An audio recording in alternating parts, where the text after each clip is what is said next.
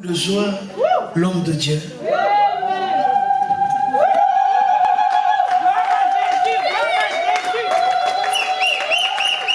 Et ça parle, lève-toi. Donne gloire à Dieu. Gloire, gloire, gloire à l'agneau. Chantons gloire, gloire, gloire,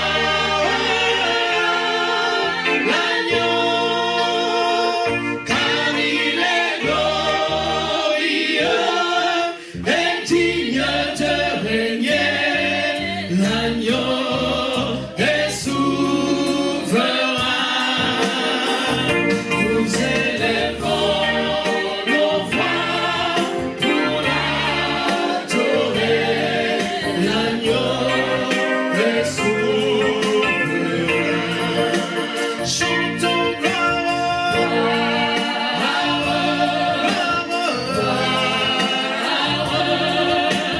gloire à l'agneau.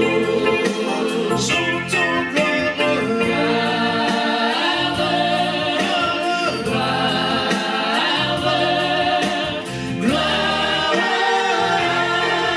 l'agneau, car il est glorieux et digne de régner.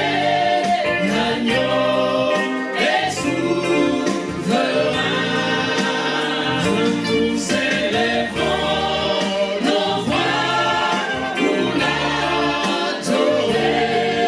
L'agneau est souverain. L'agneau de Dieu est souverain. Nous voyons ta souveraineté. Le Dieu de gloire est souverain. Nous voyons que tu es papa. Le Fils de Dieu est souverain. Dieu le Dieu tout-puissant. L'agneau de Dieu est souverain.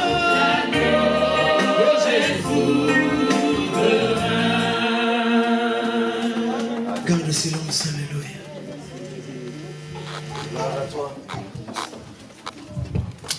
Que mon Dieu vous bénisse abondamment. Amen. Je suis vraiment dans la joie de nous retrouver aujourd'hui ensemble par la grâce du Seigneur, Amen. lui qui est le Dieu des temps et des circonstances. Je ne pouvais pas peut-être être avec vous, mais par l'amour du Seigneur, il a permis que nous puissions être ensemble. J'ai passé des moments difficiles, j'ai failli même mourir, mais par vos prières, l'Église tout entière m'a beaucoup soutenu, même spirituellement, même financièrement. Que mon Seigneur vous soit reconnaissant en toutes circonstances, qu'il vous soit favorable et qu'il vous comble de toutes les bénédictions possibles. Je voudrais également remercier l'homme de Dieu, le révérend Léonard, ensemble avec maman Nadine, qui n'ont pas m'ont pas abandonné, ils m'ont beaucoup soutenu. Voilà pourquoi je leur dis merci. Que mon Seigneur vous soit vraiment reconnaissant aussi. Ensemble avec toute l'Église, vos prières, le Seigneur les a écoutées. Mais pour ce matin, je voudrais expérimenter cela par la puissance de la prière. C'est mon thème que je vais vous prêcher ce matin. Amen. Nous allons tous prier. Seigneur notre Dieu, toi qui es un Dieu de temps et de circonstances, nous te sommes reconnaissants, Seigneur, parce que nous sommes le fruit de ta main. Rien ne peut se faire au hasard devant toi, Seigneur. Mais tout est bien préparé dans ton plan. Toi qui nous as aimés et qui continues à nous aimer, Seigneur. Merci parce que je me trouve ensemble dans ta maison éternelle, ensemble avec mes frères et sœurs. Je les bénis tous et je bénis ta parole, notre Dieu, dans le nom puissant de Jésus, qui est le même hier, aujourd'hui, éternellement. Amen. Amen. Pouvez-vous vous asseoir? Je vous bénis tous dans le nom de Jésus. Maman Nadine, soyez bénis. Vraiment, que mon Seigneur vous soit favorable. Je suis vraiment heureux de vous voir aussi. Là, je vois Maman Jacqueline, il y a beaucoup anciens de classe, il y a Frère Tridon, les combattants d'élite. Vraiment, Maman Marie-Lise, elle est là. Vraiment que mon Seigneur vous bénisse abondamment. Mon thème que je vais exploiter ce matin s'intitule « La puissance de la prière ». En d'autres termes, je peux dire l'efficacité de la prière. Vous savez, beaucoup de gens négligent ce domaine très important. Les gens veulent réussir et aller de l'avant. Les gens veulent être bénis, mais jamais expérimenter ce que nous appelons la puissance de la prière. Vous savez, notre Seigneur l'a démontré. Vous savez, il n'a pas enseigné comment prêcher la parole du Seigneur. Amen. Jésus, avec ses disciples, n'a pas montré comment prêcher. Mais ce qu'il a laissé, du moins, il les a enseigné comment prier. Voilà pourquoi nous allons vivre cela, mes frères. Si vous voulez être un homme puissant, une femme puissante, servante de Dieu, serviteur de Dieu, aimez la prière. La prière a une puissance. La prière, dans la prière, il y a un pouvoir que nous ne voyons pas, mais un pouvoir surnaturel. Un pouvoir de changer beaucoup de choses, de changer l'impossibilité à la possibilité. Dieu est tout puissant et il est capable de changer même des choses incapables. Voilà pourquoi dans la puissance de la prière, nous allons démontrer la prière qui change la décision même de Dieu. Dieu a pris une décision, mais à travers la prière change tout. Nous allons lire les passages bibliques dans les livres de 1 Samuel chapitre 1er. Je dis bien le livre de Samuel. 1 Samuel chapitre 1er. Je vous prierai de bien vouloir vous tenir debout pour honorer la parole de notre Maître. 1 Samuel chapitre 1er. Nous lisons le verset 5 et après le verset 10 et nous allons terminer par le verset 20. La Bible nous dit ceci.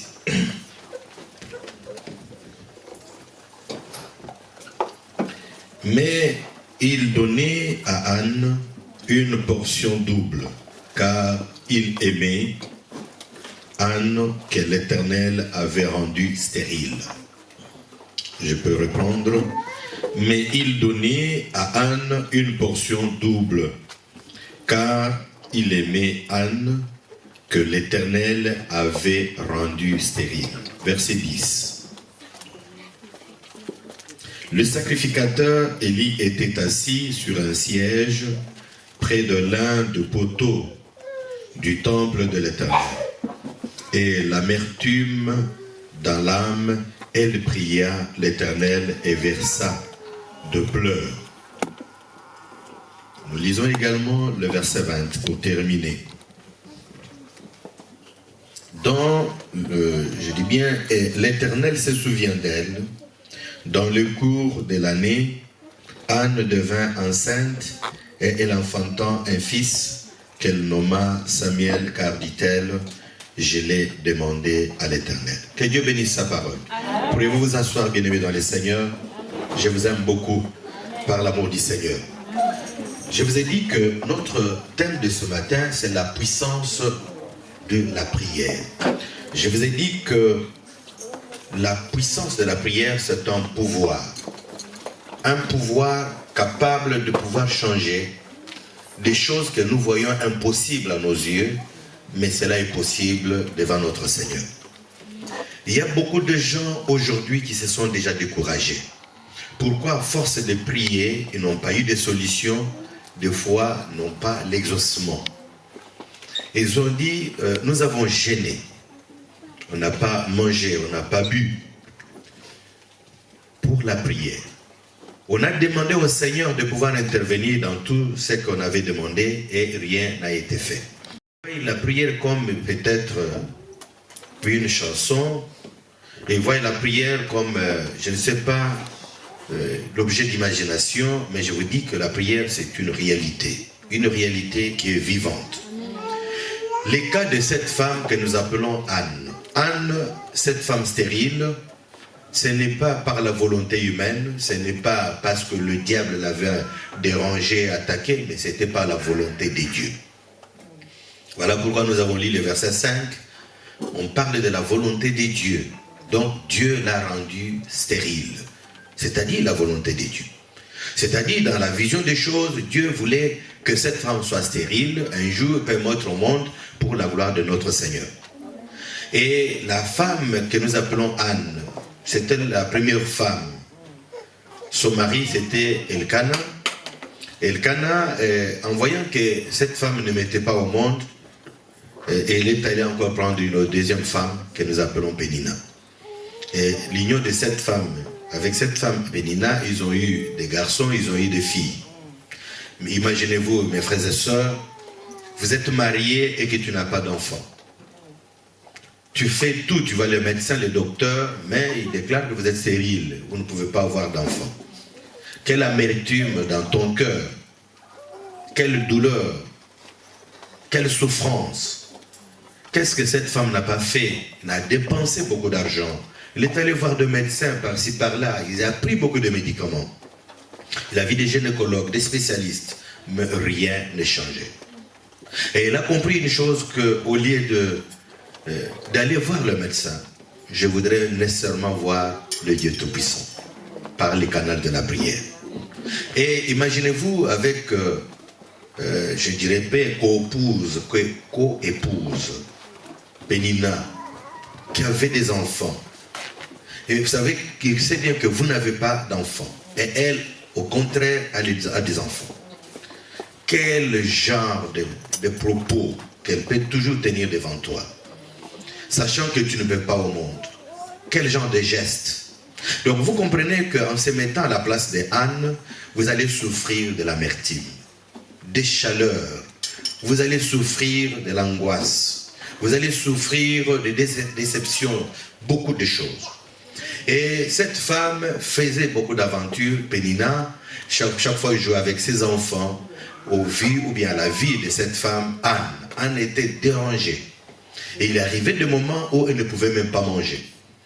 Devant son mari, et ensemble, Pénina mangeait avec les enfants, son mari était là, mais Anne, de moment donné, elle refusait à manger. Pourquoi? Parce que l'amertume dans l'âme. Et Anne a pris une décision d'aller à l'église. Pourquoi aller à l'église? Pour prier. C'est alors quand il est allé à l'église, il a pris la décision de prier, et en priant, il y a un homme de Dieu qu'on appelle Élie, souverain sacrificateur, qui regardait cette femme, mais il n'y avait pas de paroles dans sa bouche, mais sa bouche bougeait. Il a demandé, est-ce qu'elle n'a pas pris de vin, de l'alcool? C'était le matin, et cette femme a dit, mais non, mon serviteur de Dieu, mon père spirituel, je n'ai pas pris de vin, mais c'est l'amertume dans mon âme, et je demande à mon Seigneur qu'il puisse m'assister. Et l'homme de Dieu lui a dit que le Seigneur vous soit favorable. Et l'homme de Dieu est parti. Et la Bible dit, cette femme, dans des jeûnes prières, les trônes de Dieu a bougé. Et Dieu a exaucé sa prière. Et en rentrant à la maison, la Bible dit, ils se sont réunis avec son mari, et dès le premier jour-là, Dieu Tout-Puissant a exaucé sa prière, et cette femme a conçu. Voilà pourquoi elle a eu un enfant, mais avant d'avoir cet enfant, elle avait fait un vœu à l'Éternel, pour dire, Seigneur, si vous allez m'assister, si vous allez me bénir, en me donnant un fils ou une fille, je vais consacrer cet enfant toute sa vie à toi. Et Dieu a écouté cette prière. Voilà pourquoi le Seigneur l'a visité. Et en ayant cet enfant Samuel, elle a fait au moins pratiquement 2 ou 3 ans, et on l'a mené à l'église. Durant toute sa vie, il restait à l'église, et cet enfant est devenu un grand prophète de Dieu. Amen. Ce n'est pas le moindre, mais un grand prophète. Amen. Qui s'appelle Samuel. Samuel qui veut dire, je l'ai demandé à l'Éternel. Je l'ai demandé à l'Éternel. On demande à l'Éternel par la prière. Écoute, mes frères et sœurs, dans sa vie, dans la vie de cet enfant, de cette femme plutôt, Anne, il a voulu vraiment toucher le cœur de Dieu à travers la prière. Beaucoup de gens sont dans la distraction profonde. Et quand ils prient, c'est comme s'ils se trouvaient devant des personnes. Écoute, notre Dieu, c'est un Dieu qui exauce nos prières. Que Dieu est très, très loin, il est allé en voyage, mais je vous dis que Dieu est avec toi. Dieu est au milieu de nous. Et quand nous le prions de tout cœur, Dieu va exaucer nos prières et nous verrons la manifestation de Dieu. Amen. La manifestation, en principe, c'est l'action que Dieu va porter à notre égard, à travers nos prières. Donc, écoutez, cette femme a beaucoup souffert, mais Dieu l'a visitée au travers de la prière. Vous devez aimer la prière. La prière, c'est une arme très puissante. Combattre, de détruire les ennemis. Capable de combattre le diable, le terrasser. Écoutez, nous avons un seul ennemi qui est principal, c'est le diable. Le diable ne peut pas vous voir être content. Le diable ne peut pas nécessairement accepter de te voir bien habillé, manger, avoir un travail, de voir vraiment vivre dans une vie de confort. Non. Le diable a besoin de nous détruire. Voilà pourquoi il s'appelle l'ennemi. Face au diable, il cherche tout pour vous éliminer. Mais heureusement, Dieu est vivant parce qu'il nous garde, il donne la vie au travers de Jésus-Christ notre Seigneur qui a accepté de donner sa vie pour sauver l'humanité tout entière. Mon problème c'est quoi mes frères? Je voudrais, toi qui es déjà découragé dans la prière, toi qui es fatigué, qui n'as plus de force pour prier, je te dis, il y a encore de l'espoir. Amen. Il y a encore de l'espoir. Donc la prière que tu dois faire doit être une prière puissante. Parce que dans la prière, il y a un pouvoir. Pouvoir de dominer et pouvoir de détruire. Détruire quoi? Les œuvres démoniaques, les mauvais esprits, détruire même les œuvres du malin. Voilà pourquoi je t'encourage de ne pas vous décourager, ma soeur. Toi qui es fatigué, affaibli, même quand on parle de la retraite, vous êtes découragé, vous ne voulez plus même entrer dans la retraite. Quand on vous demande de prévenir à la prière, vous dites, mais comment, qu'est-ce que je vais encore prier?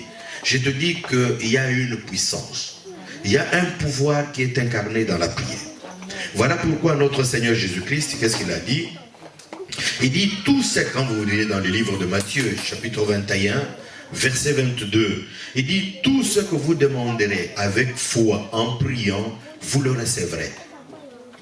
Il dit, tout ce que vous demanderez avec foi, en priant, vous le recevrez. Dieu n'est pas comme un homme, frère, pour se faire fatiguer.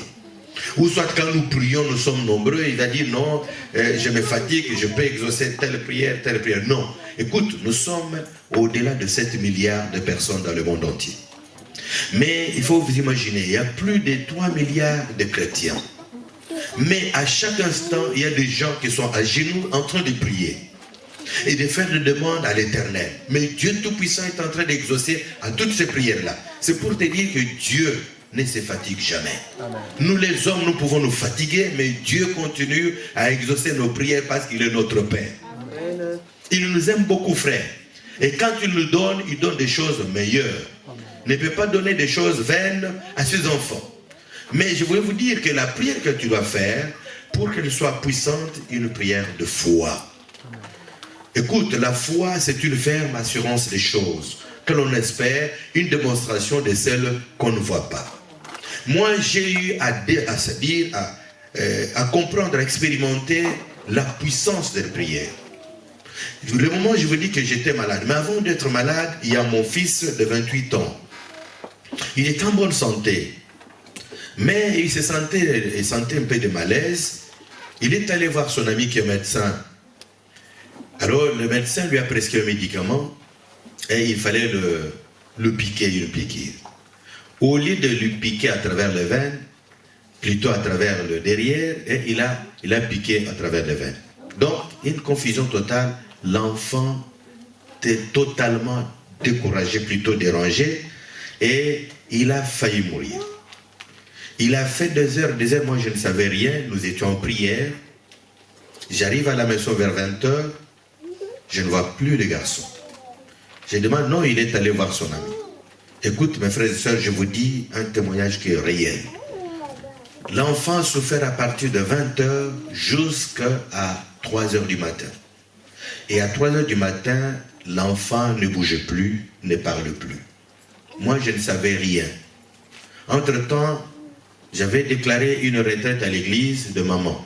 Mon épouse, avec quelques filles, mes enfants, ils sont allés à l'église en train de prier. Moi, à la maison aussi, je passais la nuit, mais je ne savais rien qui s'est passé. Écoutez, vers 4h, je vous dis au nom du Seigneur, vers 4h, on m'amène l'enfant qui était déjà mort. J'ai entendu, on est en train de frapper à la grande portail. On a ouvert et on m'amène un enfant qui est cadavre. L'enfant ne parle plus, ne bouge pas, mais tout son corps était tellement froid, comme si quelqu'un qui venait dans la chambre froide, de la chambre froide. Je regarde l'enfant, ne bougeait pas, ne parlait pas. J'ai dit, qu'est-ce qui ne va pas? Je commençais à prier, je vous dis au nom du Seigneur. Je priais, j'ai dit, Seigneur, ne m'abandonne pas. Perdre un grand garçon de 28 ans, et ce n'est pas facile. J'ai commencé à prier de 4h30 jusqu'à 6h, l'enfant ne revenait plus. J'ai pris de l'eau. Je commençais à prier de l'eau. J'ai dit, Seigneur, cette eau va te transformer en ton sang. Et j'ai commencé à laver le visage de l'enfant. L'enfant ne bougeait pas. Et j'ai dit, tu ne mourras pas. Même si tu es mort, mais tu dois revenir à la vie. Parce qu'il y a quelqu'un qui a accepté de mourir à ta place. Jésus ne nous abandonnera jamais. Tu étais mort de l'autre côté, mais comme tu es entré dans ma maison, tu ne mourras plus. Tu dois rentrer. Je parlais à l'enfant. Et je l'ai transporté, je l'ai mis dans la voiture. Alors, je me dirigeais vers l'église. J'ai dit, mais comment expliquer à la femme, à mon épouse, en voyant l'enfant comme ça, elle risque de rendre là, de tomber, de piquer la crise. Je vis une soeur qui est aussi médecin, je dis, elle est entrée dans la voiture. Quand elle rentre, il avait l'enfant méconnaissable. Et comme il est médecin, il a dit, l'enfant n'est plus. On l'a mené dans les centres de santé, on a testé la tension en dessous des 0. Vous savez, ici, quand on voit telle tension en dessous des 0, c'est tout. Même si c'est 0, c'est-à-dire l'enfant ne plus. Et quand tu l'as vu sur le plan médical, il m'a regardé, je lui ai dit, faites ton travail, moi je fais aussi le mien. Le mien, c'était en train de prier pour l'enfant. Il est sorti, ils sont réunis avec beaucoup de médecins, quelques médecins, un nombre de 5 ou 5. Et en regardant, mais comment me dire maintenant que l'enfant est déjà mort? Alors, moi, j'ai resté devant mon enfant, parce qu'on l'a étalé là-bas, moi, j'ai saisi sa tête. J'ai dit, mon fils, Jérémie, tu es serviteur de Dieu. Tu sers le Seigneur au service d'intendance. Maintenant, toi, tu veux mourir. Mais qui va te remplacer au service d'intendance? Et des fois, tu assures la sécurité du pasteur. Mais qui fera ce travail parce que tu n'es plus? Mais moi, je te dis, là où tu pars, ce n'est pas ton endroit, tu dois rentrer. Et quand j'ai dit cela, j'ai giflé. J'ai dit, au nom de Jésus, tu dois recevoir la vie. Tu dois recevoir la vie. Je vous dis, mes frères et sœurs, c'est que vrai, l'enfant a ouvert les yeux. Et quand tu l'as ouvert les yeux, je l'appelle, ne réponds pas. J'ai dit, comme tu as ouvert les yeux, la vie est en toi. Jésus est en toi, tu dois parler au nom de Jésus. Je commence à prier, j'ai dit, Seigneur, je voudrais vivre ta présence en ces lieux. Il faudrait que ces gens ici, le médecin, croient que tu es un Dieu qui existe, qui est un Dieu tout-puissant. Et que tu es capable de faire des choses qui dépassent l'entendement humain. Amen, amen, amen. Et quand je commence à prier, mes frères, je vous dis au nom du Seigneur, l'enfant a parlé. Il a dit, papa, j'ai dit, tu ne mourras plus. Au nom de Jésus, la tension qui était en dessous des 0 doit remonter au nom de Jésus. J'ai appelé le médecin, quand il a testé la tension est montée à 2. Il m'a dit, vous savez, à 2, c'est une phase de réanimation. J'ai dit, vous devez faire votre travail. Moi-même, en tant que pasteur, son père, je suis là. Je ne me déplace plus. Je vous dis, écoutez, de 4h jusqu'à 18h. J'ai même pissé. Je ne suis jamais déplacé, même pas prendre de l'eau, même pas manger quelque chose. en train de prier. Mon épouse m'a rejoint là-bas, ensemble avec les frères et sœurs de l'église. On a commencé à prier jusqu'à 18h et à 18h, la tension est remontée jusqu'à 5. J'ai dit 0 c'est un chiffre, 2 aussi c'est un chiffre, 5 c'est un autre chiffre. Comme vous êtes déjà arrivé à 5, c'est tout, tu ne mourras plus. Et je vous dis au moment où je vous parle, l'enfant est en bonne santé. Amen, amen, amen. Par le miracle du Seigneur. Amen. Donc, vous voyez la puissance de la prière peut transformer des choses. Et quand vous ne doutez pas, vous avez la foi. Dieu est capable de manifester sa puissance au travers de la prière. Ce que Dieu a fait de moi, il peut aussi le faire pour toi. Amen. Je ne sais pas ton problème, ma soeur, mon frère. Le Dieu que je vous prêche, c'est un Dieu qui est vivant. Bien qu'il était mort, la Bible dit, il est vivant au siècle de siècles. Nous avons vu de gens, on nous a parlé de gens qui vivaient, qui se disaient qu'ils étaient de Dieu, mais ils sont morts. Jusqu'à aujourd'hui, ils ne sont pas revenus à la vie. Et si vous allez dans leur tombe aujourd'hui, il n'y a que des ossements. Vous trouverez des cheveux qui ne sont pas encore détruits. C'est pour vous dire que le Dieu Tout-Puissant, Jésus-Christ de Nazareth, quand on a regardé dans le tombeau, on a trouvé quoi? Les linges bien pliés. Qu'est-ce que cela signifie? C'est pour vous dire que de la manière où vous avez trouvé les linges bien pliés, l'homme qui était là en train de dormir là-bas, comme il est parti, il va faire quoi? Il va rentrer. C'est bien compris? Il va rentrer. C'est comme un Français qui se respecte. Un Français qui se respecte, il vous donne à manger à la maison. Vous mangez très bien. Vous entrez dans la chambre où vous dormez. Vous n'avez pas aménagé la chambre. Vous n'avez pas enlevé les assiettes, même nettoyer, sans jamais nettoyer les assiettes. Même quand tu pars, il croit que quand quelqu'un qui était ici, comme il est parti, il ne va plus rentrer, c'est qu'il sait que je l'ai peut-être mal reçu. Mais s'il voit les assiettes, vous, après avoir mangé, vous prenez les assiettes, vous nettoyez, vous rangez bien. Même le lit, vous rangez. Il sait que cet homme qui est parti, il va encore rentrer. C'est pour dire que Jésus, notre Seigneur, qui est parti, il va faire quoi? Il va rentrer. Parce que dans son tombeau, on a trouvé quoi? Les linges bien pliés.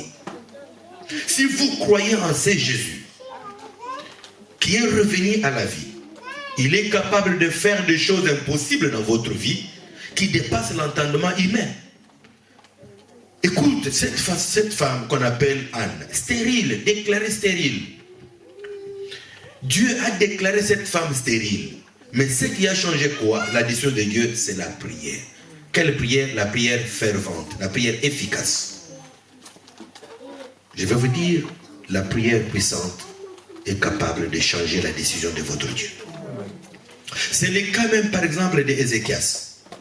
Ézéchias comme roi, écoutez, cet homme, Dieu a envoyé un message au travers un prophète pour lui dire que cet homme doit mourir.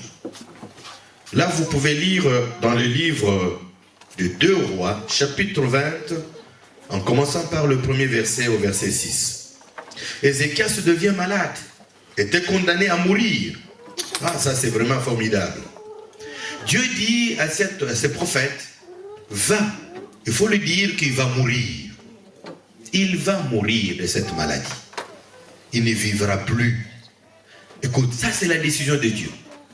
Et le prophète est allé voir cet homme et dit, écoute la parole de Dieu. Dieu dit, tu vas mourir et tu ne vas plus revivre. La Bible me dit, cet homme, en apprenant cela, il a commencé à prier. Et en priant, il y a des larmes qui coulaient de ses yeux. Il a commencé à pleurer, à lui. Qu'est-ce qu'il a dit? Il dit, Seigneur, souviens-toi de moi. Seigneur, souviens-toi de moi. Pourquoi je dois mourir? Pourquoi il a parlé de souvenir? Parce qu'il faisait des bonnes œuvres. Même pour l'église du Seigneur, même pour les serviteurs de Dieu. Il y a eu un moment où les serviteurs de Dieu étaient en grève, ils ne voulaient plus travailler. Mais qui a fait que ces gens-là puissent travailler? C'était Ézéchias. Il a demandé à l'église de pouvoir amener des dîmes, de pouvoir amener des offrandes dans la maison du trésor pour remettre les serviteurs de Dieu au travail. de telles œuvres, ça ne peut pas passer inaperçu. Et quand cet homme a commencé à pleurer, tout en priant, la Bible me dit, le serviteur de Dieu, le prophète, sortait déjà de la cour, mais arrivé juste au milieu de la cour, Dieu Tout-Puissant, là où il est dans son trône, l'a adressé encore un deuxième message. Pour lui dire, tu dois rentrer pour dire à cet homme, Ézéchias, il ne va plus mourir. Je lui ajoute encore 15 ans. Amen. Vous voyez comment c'est des prières, de telles prières, changent, transforment même la décision de Dieu. Écoute, quand Dieu prend la décision, qui peut changer? Ce n'est pas comme un homme, mes frères. Le président de la République peut faire un décret, peut décider autrement. Mais après quelques jours, après quelques années, il peut annuler, il peut changer. Peut-être au niveau des Sénats, au niveau peut-être de l'Assemblée nationale, on peut décider de pouvoir changer. Mais quand Dieu décide pour votre vie, qui est en mesure de changer? Personne. Des fois, on est condamné par des maladies. On est condamné par les gens de ce monde. Que toi, tu ne vas plus te marier. Que toi, tu ne te marieras jamais. Que toi, tu ne te verras jamais l'emploi. Toi, tu ne peux pas être content dans la vie. Ça, c'est leur décision. Mais Dieu est capable de changer leur décision. À travers la prière, Dieu peut transformer des choses. Écoute, ça c'est le premier témoignage que je vous ai donné. Dans ma famille, il y a une nièce qui est arrivée, un enfant de 18 ans. C'est arrivé l'année passée ici, au mois de novembre. Écoute, mes frères et sœurs, ce que je vous dis, c'est réel. J'ai même des photos, plutôt des films, je pourrais même montrer au pasteur, votre pasteur. Écoute, ce que je fais, c'est quoi? J'étais à l'extérieur, je voudrais sortir avec ma voiture. Mais qu'est-ce qui est arrivé, mes frères et sœurs? Il y a mon épouse qui m'a dit que mais l'enfant, il n'est pas bien. J'ai dit, qu'est-ce qui ne va pas? Oh, elle a la fièvre. J'ai dit qu'elle vienne. Je commence à prier. J'ai dit, mais tu peux prendre du thé. Elle peut prendre les médicaments. Elle dit, j'ai pris les médicaments, mais il n'y a rien de changement. Écoute,